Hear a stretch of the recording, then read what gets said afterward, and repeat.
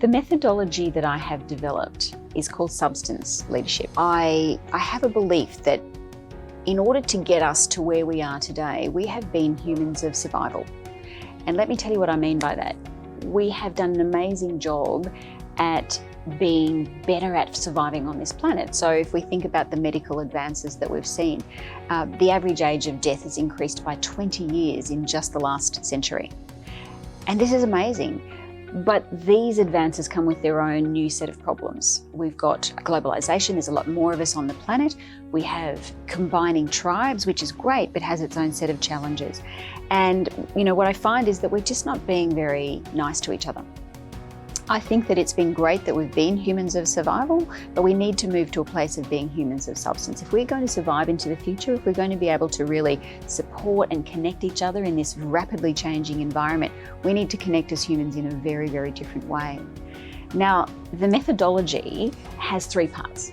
And I like to think of it as being naked, being nurtured, and being nudged. Sitting underneath that, though, are three things. When it comes to being naked, what I mean by that is that as humans, we don't always say what we mean. We're not always good at articulating.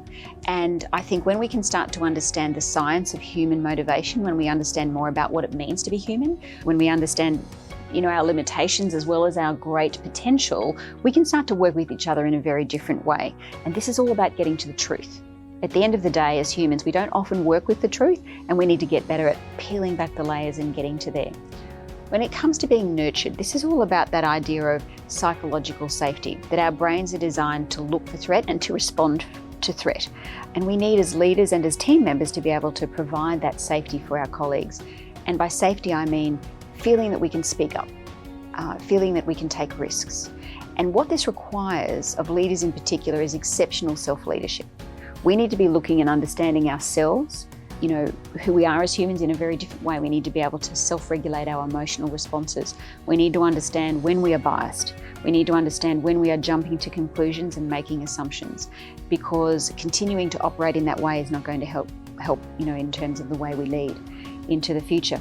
The third part of that then, the getting nudged, this is all about powerful conversation. This is about being able to stretch and challenge people in a really masterful way, understanding how to create insightful moments with our people, how to help them in 5 minutes to go from a track that's not working for them to somewhere that they know what they need to do next. So we need to get naked, we need to get nurtured, we need to get nudged.